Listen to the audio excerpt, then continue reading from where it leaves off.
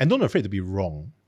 Because as a hiring manager, I would rather you try and be wrong than you came up with 100 reasons why you didn't want to try. All right, so welcome everybody to another podcast, and today we have Neil Young here. Neil, thank you for being here. Thanks for having me. Okay, a little bit of introduction for everybody at home. What do you do and what kind of things have you been doing? Sure. Hi, everybody. My name is Neil Young. I have worked in HR for a significant part of my career. My most recent role was with Grab, where I headed up the group's campus recruitment and early careers programs. So you used to be the global head? Yeah, for all the 12 countries that Grab was in. Okay. Prior to that, I used to work in finance in a regional function for Barclays Bank, where I hired for the markets early career space. And then I was a program manager and recruiter for the cross-franchise MA program at Citi prior to that. And so that's been a huge engaging journey that I've been on, and also allowed me to see you a little bit more often and enjoy the conversations that we always have. Yeah, we usually do career fairs for our alma mater, right? So Neil, interesting that your career spanned all the way from interviewing people to now teaching people, workshops and all that, but it's all in the early career space. My question and what I'm curious about is that if somebody is going for interviews, right? That means they finished their career, finished their education, they're going for interviews. In your experience, what really stands out? Yeah, I think it's a couple of things, right? When we interview people, we're obviously not doing it because, hey, we want to have a conversation, have coffee on the company, and it's not just friends, have a chat, right? It's not just a chit chat, right? Yeah. I think it's really about trying to figure out whether the person that we see in front of us when we're interviewing, we can see them in the role that we want to hire them to, right? So I think there's a couple of aspects there. To an extent, when we bring people in for an interview, we assume that they're bright, that they are fairly familiar with things. But I think what really makes a difference is in two ways, right? And broadly under the umbrella of just general awareness and knowledge. So firstly, they're aware of themselves, right? So they know their strengths, they know what they should be working on, and they're able to share about how they are working on it. And in a way, they're able to say like, hey, I have these strengths, I have these weaknesses, but as a package, I am the right fit for the job that you are hiring for at the moment. On the other hand, there's also knowing the company and sort of generally the industry and the kind of things that happen in the job that you're applying for. So, if you're able to speak sort of the lingo, right, you understand certain terms, you go online, you read the news, you see that in tech, everybody's talking about generative AI, ChatGPT, everybody's favorite thing to talk about at the moment, right? Yep. And you're able to, I suppose, have the second level beyond the clickbaity headline of ChatGPT is going to take everybody's jobs, right? Yep. To be able to articulate what you bring almost that goes beyond what ChatGPT can do, for example, right? And, I think when people speak to candidates, hiring managers talk to a young person and they find like, hey, actually this is a conversation that I might have when I have with my team, then we're far more likely to say, yeah, I think this person could be the right fit.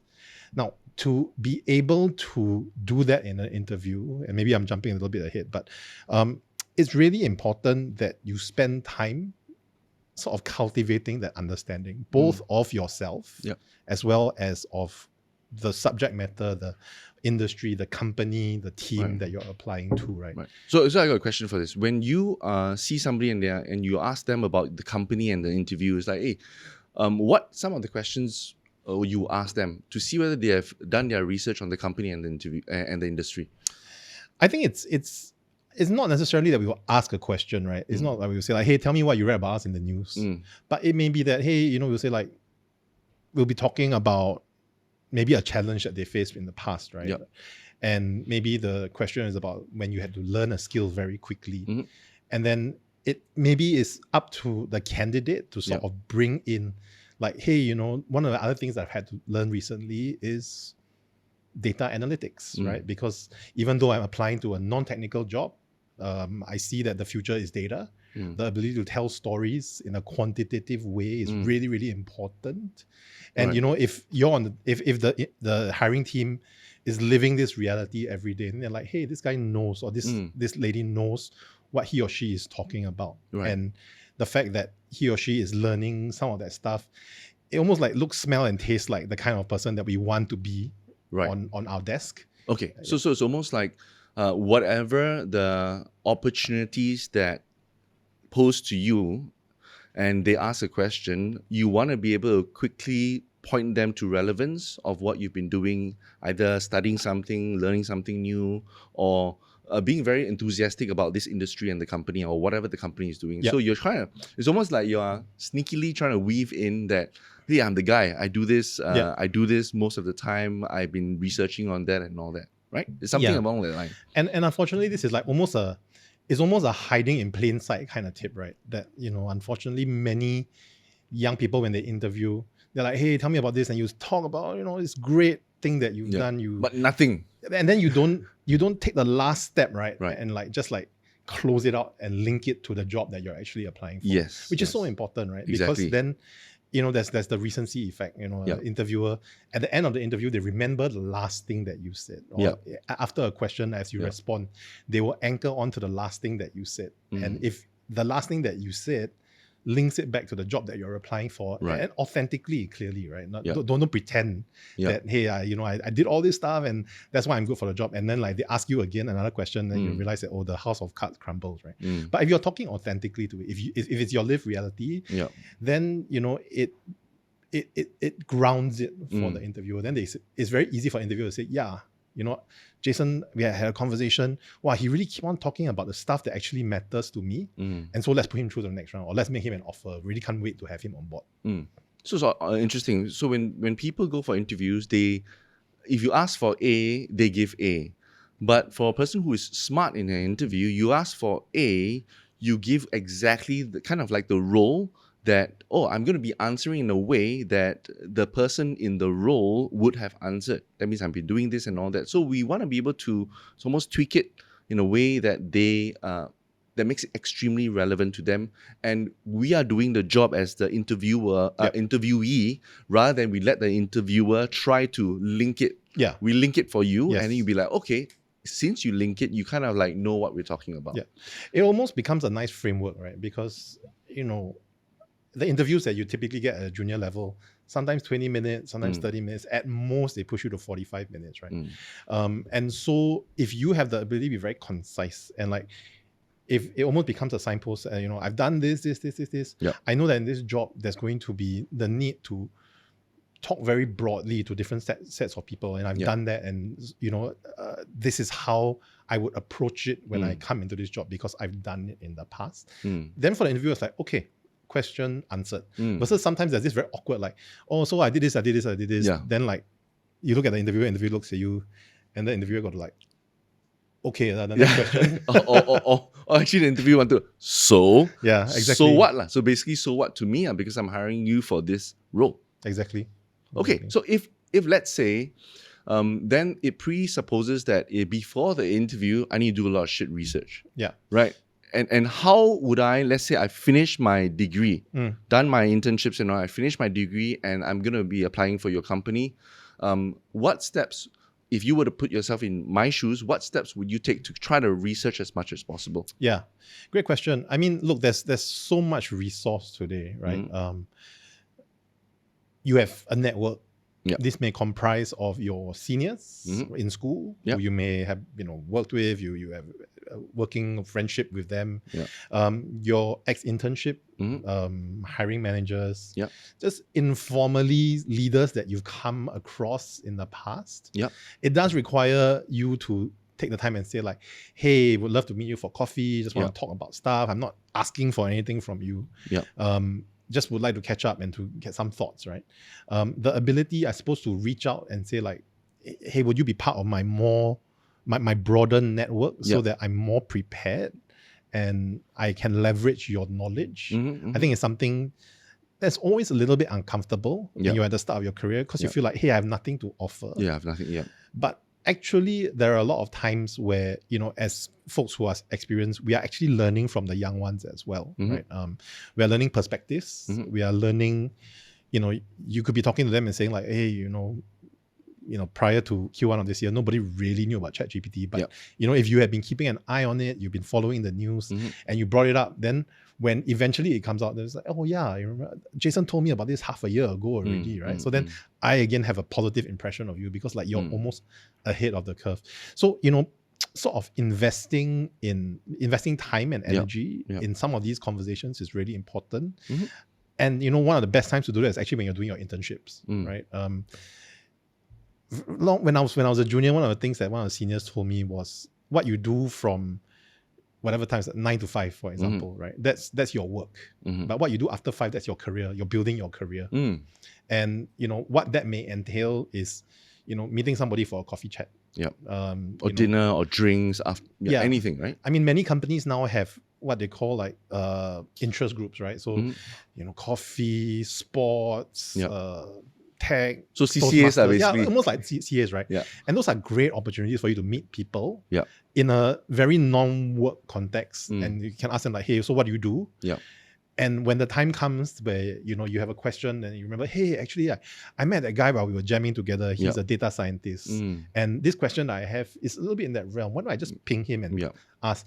And the data scientist guy, John, for example, let's call him. John is more willing to answer my question because, we jammed together or we went for a drink together. So having some of these connections, what they call the weak tie connections, is really, really important. What is weak tie? I think weak and strong. Yeah, so weak and strong, right? So, when you think about networking, a lot of people think like, wow, I go for a networking session, I meet Jason. I must ask everything about Jason. Jason, how many children you have? What's your dog's name? What's your address? Like, what's your blood type, right? But that's really not... Too much. It's too much too soon. That's not what networking is about. It's not like, Jason, can you give me a job? Hey, I really want to do this. In the future, you got a job, you call me, right? That's not what it is. It is really sort of like, I learned something about you, you learn something about me. Maybe we connect on LinkedIn. Maybe in 2 or 3 weeks' time, I see an article that relates to what we're talking about. I ping it to you on LinkedIn and say like, hey, we were talking about this. Like, thought you might find this interesting. With no expectation of a reply. Right? And so you've created effectively a weak tie. Right.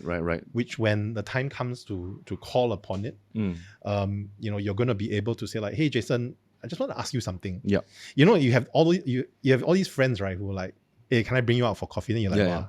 Insurance. Last time I was an FA, right? I was an FA. So bopian lah, because as an FA, you need to do that, right? You need to start off there, and then it's like, hey, it's actually, and it's the same thing. Even as an FA, we're trained that is actually just have a conversation and just rebuild it. And if you want to, you can have it on the second conversation, because if you actually go into it, and this is actually taught for us, if we're gonna have a coffee, we don't talk about it, even though it is, let's say it's one of the agendas that you want to be able to help that person out in their finances. You don't talk about it in the first meeting. You make it a clean cut that this is really a catch up. If you really want to, let's do another meeting. So it makes it the agenda very clear. It's not like, because then you get the cringy stereotype, right? Like, then it's almost a self-fulfilling prophecy because like then you think, why would this person help me? Because like, I'm not talking to them. I suddenly come and ask them for stuff. So then don't let that happen. Let it be a case where this person like knows you. Like if I say to somebody, hey, you know Jason Ho? And like, yeah, I know him. Like, whatever, right? Rather than Jason, which Jason? So you're visible, basically you're visible and you're above the water, so that people can kind of see you. Rather than you're just in your own cave, just hope that your resume will do everything. Exactly. I mean, because people hire people at the end of the day. Yes, and I forgot what statistics, but it's an alarming amount of people who are hired because of relationships rather than actually going through the entire process. It's just one phone call and like somebody opens up. And if you think about it, it's almost like pre-vetting. Now, it should not be a case, and I think companies are intentionally trying to get away from like, oh, I went to ABC Ivy League school. I went to a certain dashed school, right? For secondary school and JC. So therefore, I know this guy, so like I just hire him, right? No, I think that's not what we're saying. What we're saying is, if I know somebody and I've witnessed their growth, I've witnessed their journey. Oh, I know their attitude. Or like, I work with them on a project somewhere, then I can say like, hey, if we need this person, this is the right guy to go to, right? Or right lady to go to, right? So it doesn't surprise me. I mean, in terms of quality of hire, very frequently within the companies, we find that staff getting staff referring other people who they've worked with in the past. Engagement is higher, performance is better. Everything, because they are vetted. Like what you say, like I won't probably refer somebody that I know that I won't be able to work with, or I kind of like know this person's character is a little bit questionable. Yeah, it's a pre-screen, right? And so, you want to, in a sense, create luck for yourself by being pre-screened by as many people as possible. So what you're actually saying is that it's almost a principle of life that even, so I was just talking to somebody who was an FA just now over lunch, and he was saying, we were just talking like, like FA and property can do very well in Singapore. You don't need a degree, right? And he's saying that actually the degree helped me a lot with my FA career because of what? Network. Yeah. So it's almost the idea that for us, as we grow in our career, we need to overweight on network if we don't know anything else. We kind of just overweight and kind of like build connections with people. Don't be a hermit and just be in your cave. Try to be involved in different parts. And involved in different parts means also authenticity. If I'm interested in this CCA, then I join it. Then it shows that authenticity. Then it comes like the fire rubs with another fire. It creates that flame. And it's almost then that network is going to be helping you in your future. And what you're talking about is that when we give a certain like, LinkedIn, or we saw this, we give it to you and all that, that is social capital. That social capital that we're always depositing in people. And in a team, I do share this, that if you look in everybody and then you see everybody's forehead, then there's an amount of money, social capital that you actually invest. And for those with zero, and when you ask them something, they'll be like, sorry, according to company policy, I can't help you. But for those that has $10,000, $100,000 inside, because you've invested by helping them, invested by being just a nice friend and all that, they'll be like, yeah, Neil, for you, no problem, man. Yeah. I mean, it's like the force, right? Like, I mean, obviously there's a dark side of the force, right? There's a dark side of the force. And I think it's important to balance that. We all know people who like name drop and like, they want to lean on their network a little bit too much. And I think that puts some people off building big a network, time, right? Big time. Because then I know that you're going to do that to me. Yeah, exactly. So, if you have capability, you have ability, you have attitude, if you have equal amounts of all of those things compared to people, right? So equal ability, potential, attitude. The one with the network will be able to get stuff done faster, right? Because like he knows he or she knows who to call on. Exactly. And that then translates to faster progression. And because this person with the network, most likely if he does it well, he's genuine about it. And genuineness is also the principle of love. I do something to you without any form of return that you need to give it to me. It doesn't matter. I'll just do it for you. And that love, or that ability to do things for others, also help him to open up almost like 6-lane highways. That means like for this person, it's a 6-lane highway, while the other person has no network, won't know how to do that.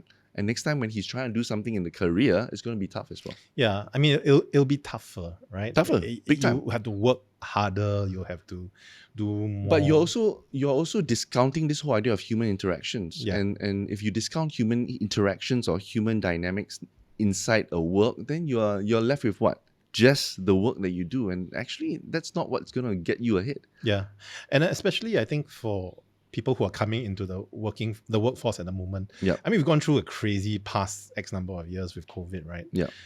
Everybody worked from home.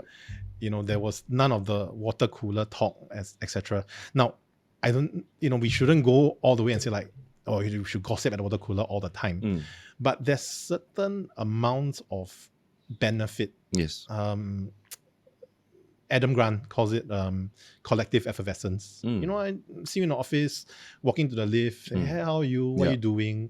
Oh, I'm working on this X thing. Like, hey, I'm working on Y. Actually, there's something that we can work together. There is the middle ground. There is the intersection. Why don't we exchange some resource? Like we can share some information. Notes, research and all that. And as a result, both X and Y improve. Now, I know I love work from home as much as the next guy, right? But it's very hard for some of this stuff to happen Yeah. unless you're almost physically present. Like I can look you in the eye, Yep. I can get a sense of, who you are. But it's almost authenticity, right? Yep. I'm more inclined to trust you because I see you in person. Yep. And you can try doing Zoom networking drinks. Yeah, lah. We tried, right? We tried in COVID. During COVID, right? Fail, And man. you just with no alternative. Yeah. It was better than nothing. Better than nothing, Right. but like fail. Yeah, and so it almost comes back to the thing that I was saying, right? There's your 9 to 5. Like, Yeah. You'll be given assignments, you'll be given projects. There's Yeah. work that you need to do. Yeah. But if you do that 100%, even 120%, all you're doing is showing that you can do work. Yeah. You're not investing in what comes next in your Which is your career. almost, Yeah. right? And nobody can force you to do that. Mm. Ideally, you do it and Yeah. there's some return, and then Yeah. you keep doing it. Yeah. My experience has been that's the case, right? Yeah. You sometimes you learn more Mhm. hanging out with managers who are 1-2 ranks above you Yeah.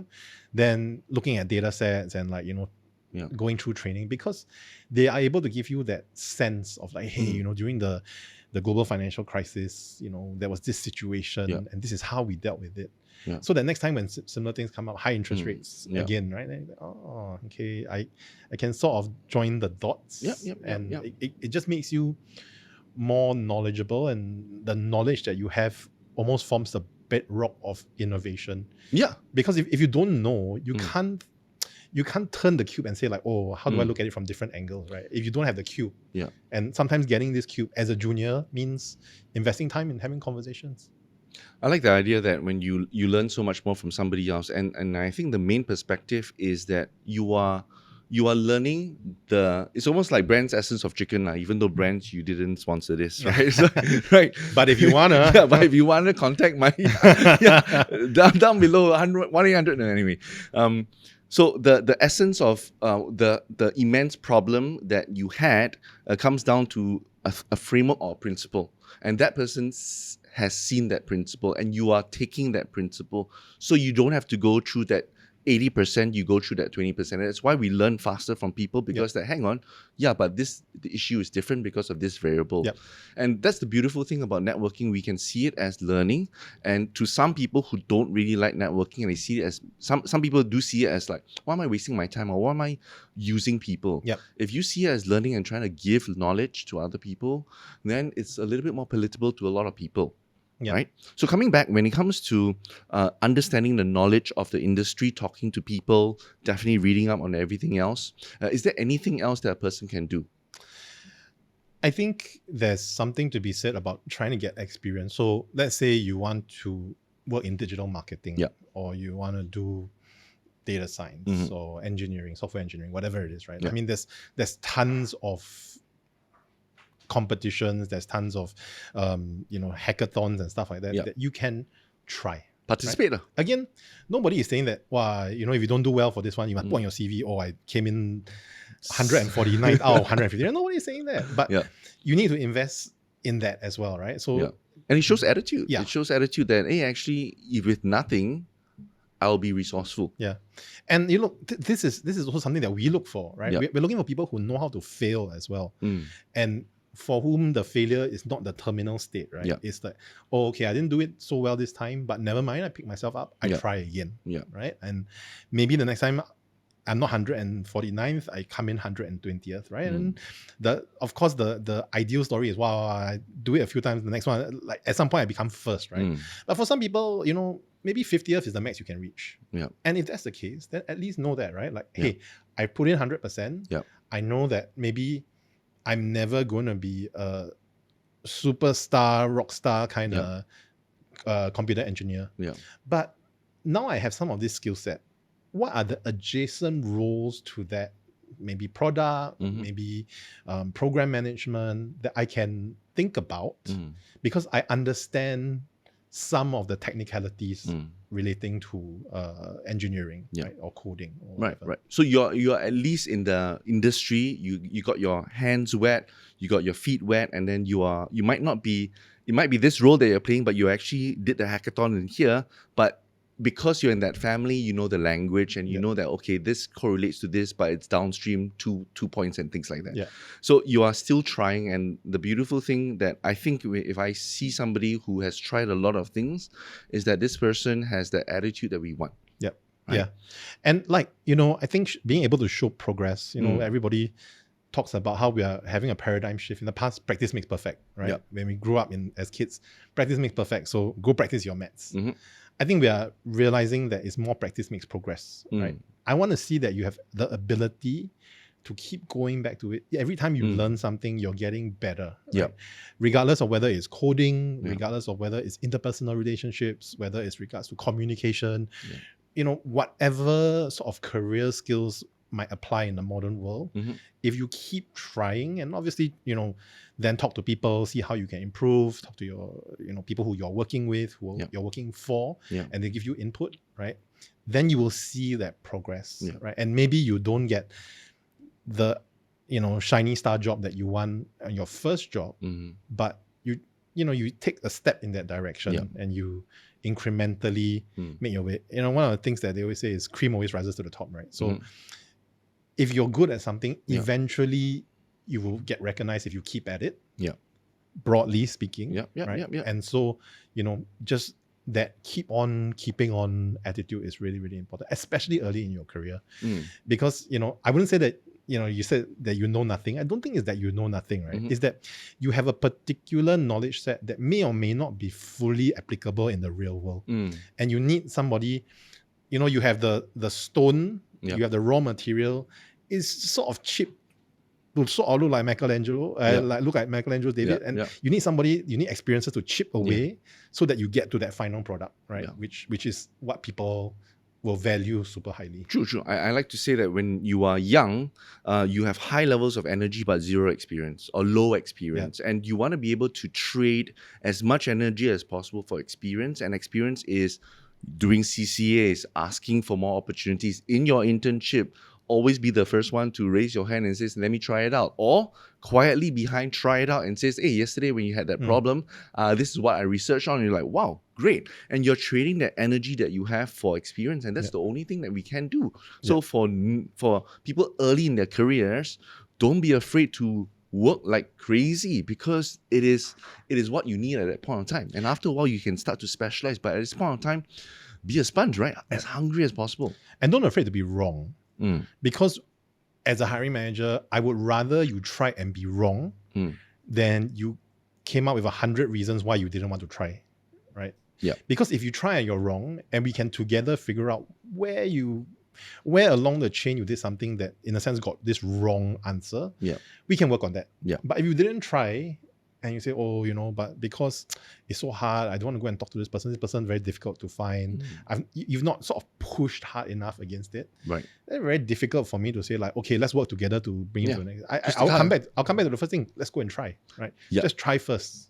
Because the car's not moving, and the car's not moving, very hard to turn. Right. I mean, I accept that not every environment is, in a sense, forgiving of failing, right? I mean, but I think an increasing number of managers today recognize that, especially with the young employees, interns or fresh grads, we almost expect that you're going to fail, right? We don't want you to fail. We want to set you up for success, but we have it in mind that there's going to be, you know, you wouldn't see something that most of us would see because you don't have that experience, and you come up with something different, and that's okay. So now let's explain. Or, you know, you shouldn't have done it this way because you're opening the company to a huge amount of risk, whether financial, reputational, etc. So therefore, this is the reason why we do it a different way. And you may say like, hey, actually, I hear what you're saying. I think we can tweak what I've done so that we manage for that risk, but we still get the benefits of what I've done, right? And that's when I think hiring managers are like, wow, well done, right? Because for many of us, you know, there's baggage from the past, and there's also bandwidth, right? We can't look at some of this stuff. But when interns or fresh grads are able to come in and say like, hey, I tried this thing differently. Let's post on social media. Like, let's run a TikTok campaign. And, you know, the hiring manager say, oh, but, you know, we've not done that in the past because, you know, we're very worried of this, and this, and this. And you're ready to say like, okay, maybe not TikTok, maybe a bit lame, right? Alternative. Maybe like LinkedIn, right? Yeah, Something like that. or your focus group Yeah. with 50 other friends that you have. Yeah. Right. Whatever it is that, but at least it shows progress. It shows that you've done something. Yeah. And you're hustling, You're hustling, because we yes. want to see that you are growing. Yes. Right. Yes. And I think increasingly companies, we have, coming back to an interview, like we have an idea of what's the ideal candidate we want, right? Like in terms of who would absolutely kill it in a role. Yeah. The reality is that in the past, people will look for 5 things. 5 things super good. Let's go, right? Yep. Yep. If I cannot find these 5 things, I don't want to hire. I think now we are realizing, hey, actually, if it's 3 or 4 things, but of the 4th and the 5th thing, you are super keen, right? You are able to learn. You are not afraid to make mistakes within reason. The chances are that I'm going to get an end product at the end of a good company's sort of program with you. If this person, the 5 things, they come in and do those 5 things and like, oh, great. 100% meets. Yeah. Versus if you're willing to grow, very often you find that this person gets to 120 and the guy who came in with 5 things is still at the 5 things because like, he or she thinks that they can already do it.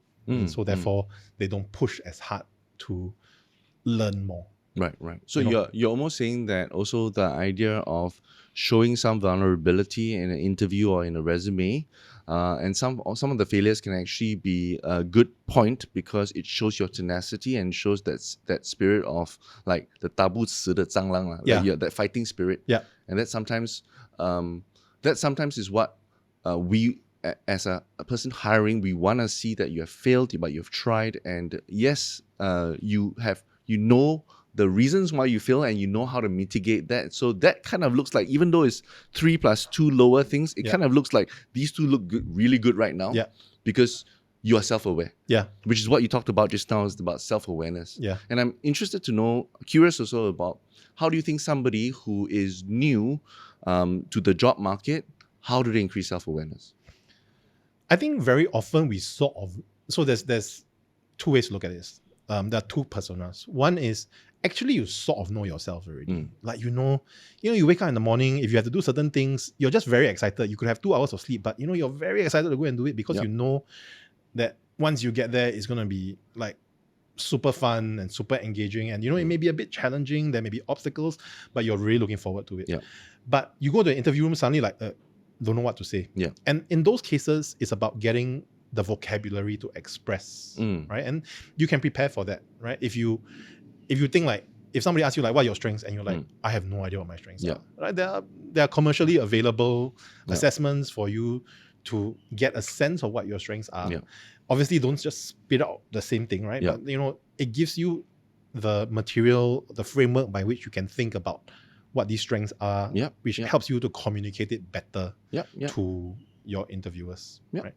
Then so that's the first persona. The second persona is somebody who actually doesn't know their strengths because they've not pushed it hard enough, right?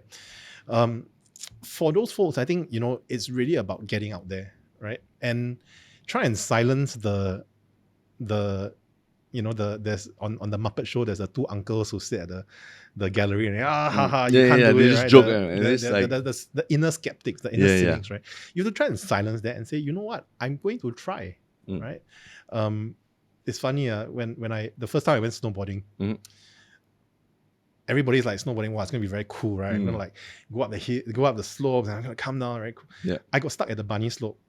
And I didn't even... What is bunny slope? The bunny slope is like the beginner slope. Like literally... Children. Literally like it's like that. And like it's... Yeah, almost everybody, 7 out of 10 people were kids with me. Yeah. I didn't even get stuck coming down the slope. I got stuck going up the slope. Because the idea is that they have this lift, you put it, you sort of cap it in between it pushes you up. And then it pulls you up, right? Yeah. I fell down there like... I was stuck there for like maybe half an hour. Wow. And the instructor was like, wow, you're really tenacious. You just keep going at it. So eventually I got up, right? Yeah. And then you had the fun, right? But, I could at that point say like, forget it, I don't want to do this, right? Yeah. There's Belgian waffles and hot chocolate is more shook, right? Like, I'm just going to hang out there and wait for my friends. I do feel like putting yourself in situations where, when we talk about the inner skeptic, where you're learning to tell them, hey, I'm not going to listen to you. Yeah. You have to find some of these situations in life where the stakes are lower, Yeah. stakes of like emotional health as well as physical health. So like, obviously don't like inner skeptic, I'm going to go like do bouldering without without a harness and on without a skyscraper. like, like, please don't do that. Yeah. Right? But you need to start finding things. Like for me, running is my thing. Like I'm not a runner. Like my natural body shape is not for running. Mm-hmm. But once in a while, I will get myself back into the routine of, Right. let's go run. Right. Just so that I get used to that feeling of like your body is telling you, no, you can't do it. Or like, maybe people look at you, like you can see all the very svelte, very tall. Yeah. Their stride is like, one stride is like 3 of my strides, and they run like they are floating on air. Right? Yeah. But they look at me and but I can say, no, I'm just going to try. I'm just going to run, and I'm going to cultivate in myself the inner ability to, even when I tell myself or somebody tells me, nah, you shouldn't do this. Yeah. You do it. Right. So for, again, coming back to the second persona, if you don't know your strengths, then put yourself in situations where you start to learn your strengths. Don't opt out. Right. Yeah.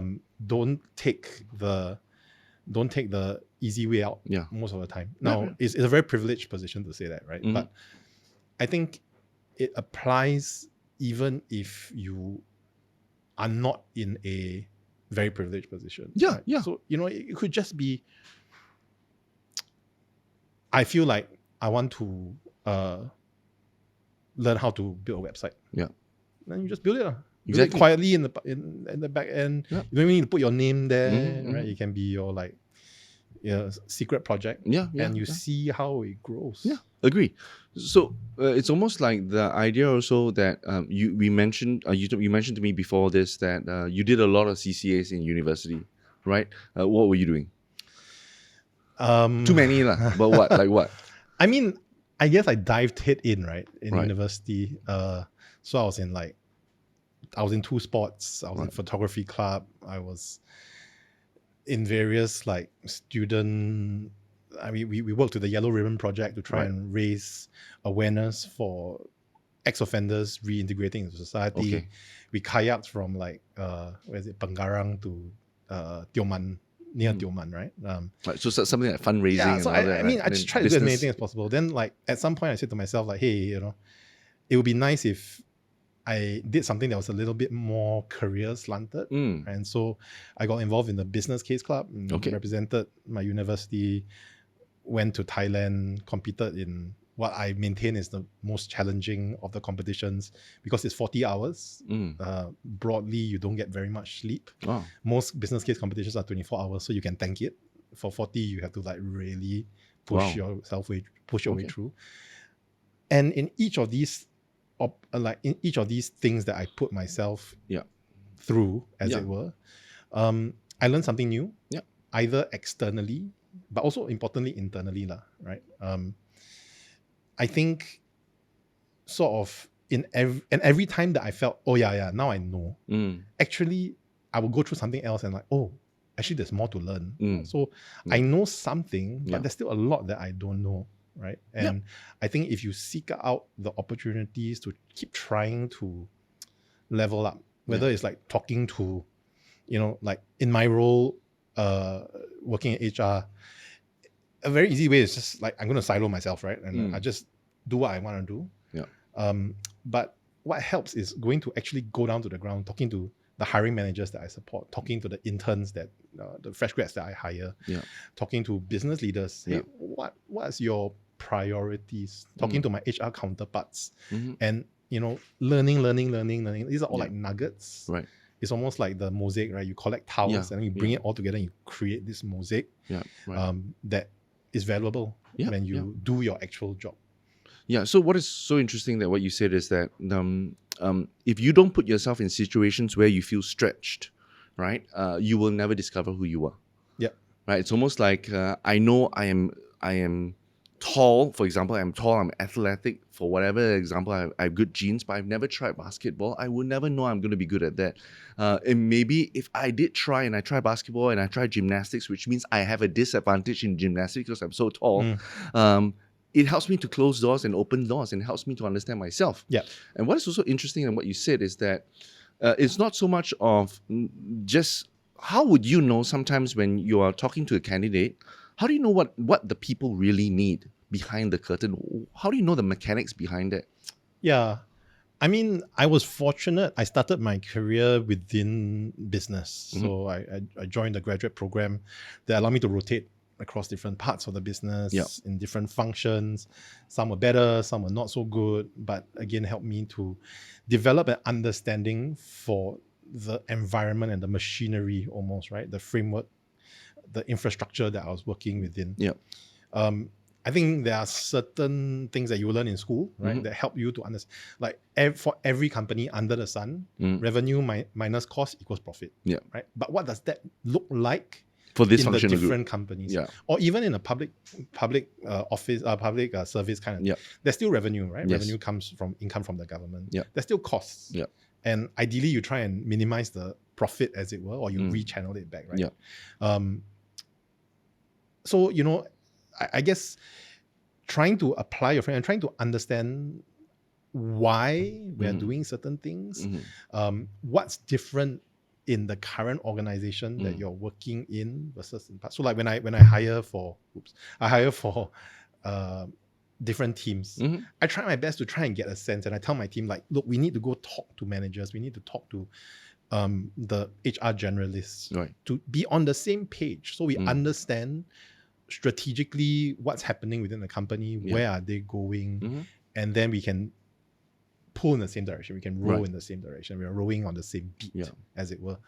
And you know, so that's what I've tried to do in the past, right? And when you are able to do that, in addition to, firstly, now you can appear, you know, there were times where I went for career fairs, I'll talk to a candidate and I'll explain what's going on. They'll be like, actually, what part of the business are you from? I said, I'm not from the business. Yeah. I'm not from business team.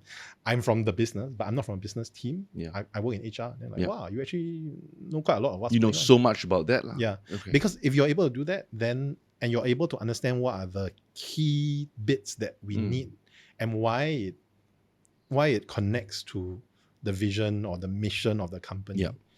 Then when I go to talk to a candidate, it's not just based on like, oh, I'm going to look for good grades, I'm going to look for particular positions or certain internship that you have done in the past that comes from a reputable name. This is all leaning on other people's pre-vetting for you. Yeah. But you can then talk to them and say like, hey, you know, through our conversations, I get a sense that you're a very people person. You like to reach out. Oh, you know, I need to hire for business development. I need to hire for sales.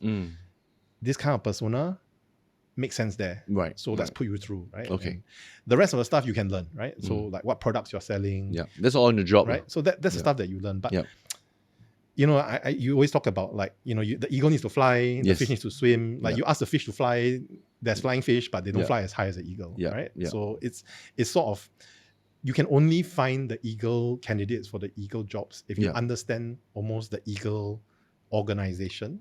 What they want, what they really want. So it sounds almost like that. Even though you are on the front line, you are also in the back, as like almost like a HRBP, that you are like understanding the business, and you find that important to understand the business so that that candidate have that clarity of like, you also know which candidates will fit in the business. Because if you really think about it, all of us need to understand the business. Yes. If we don't understand the business, then we're just putting this circle into that circle, and we don't understand the implications, because there's so many variables where how we do this simple job can actually be maximized.